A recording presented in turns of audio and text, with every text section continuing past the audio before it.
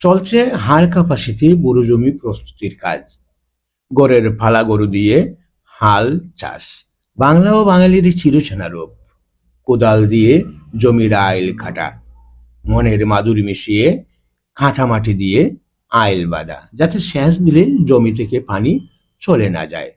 প্রত্যেক গৃহস্থের জমি একই পদ্ধতিতে তৈরি করা হচ্ছে। হাঁসের পাল হামুক গোগাইল ছোট মাছ খুঁজে নিচ্ছে নিজের মতো করে। যারা ইতিমধ্যে জমি প্রস্তুতির কাজ সেরে নিয়েছেন, তারা ধান গাছ রোপণে ব্যস্ত।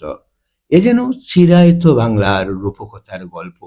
দিগন্ত জোড়া মাঠ, ওই দূরে বাড়িঘরের কথা বলে চাষাবাদে মনোযোগী কৃষক। ইট ভাটার শ্রমিকেরা সেই বুর বিহান থেকে কাদা মাটিতে বানানো কাঁচা ইট রোদে শুকাতে সারি সারি করে রাখছেন ঠেলাগাড়ি করে এনে। সত্যি এখানে নান্দনিকতার দেখা পেলাম।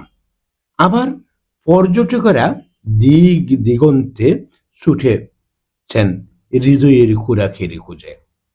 আমন ধানের নেড়া কেটে খাদে বারে বাড়ি ফিরছেন কৃষক।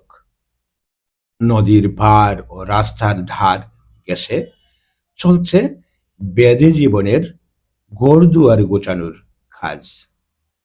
বিছড়ায় মূলার সরিষা ফুলের মধু তুলে নিতে ব্যস্ত মৌমাছি। নদীর জলে সন্ধ্যায় হাত পা ধুয়ে নিচ্ছেন গ্রামের কিশোরী।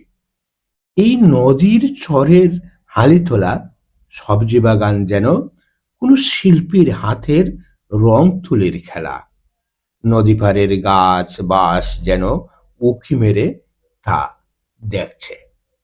এমনি ভাবে নদীমাতৃক বাংলাদেশের গ্রামগুলো প্রতি রাতে নদীর জলে গোসল দিয়ে সোনালি রোদে গা শুকায়। পাখিরা গান করে এ গাছ থেকে ও গাছে বসে, বাসা বাঁধে নতুন জীবন খুঁজে। টুনটুনিরা ঝুপে ঝাপে খেলা করে। নদীর তলানিতে অলস নৌকা পড়ে থাকে, চরের হালিতলা গাঢ় সবুজ রঙে সেজে ওঠে। দিগন্তের পাহাড় গাঢ় উঁচিয়ে রূপসী বাংলার রূপ মুগ্ধতায় দেখে নেয়। পাহাড়ের পাশ দিয়ে ছুটে চলেছে ছোট ছড়া।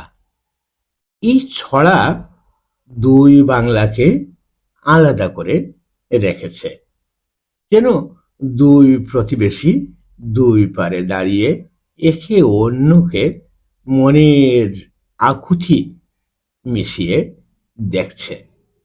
আত্মার আত্মীয়কে এপার আর ওপারে রাখা হয়েছে। চমৎকার ভালোবাসা যায়।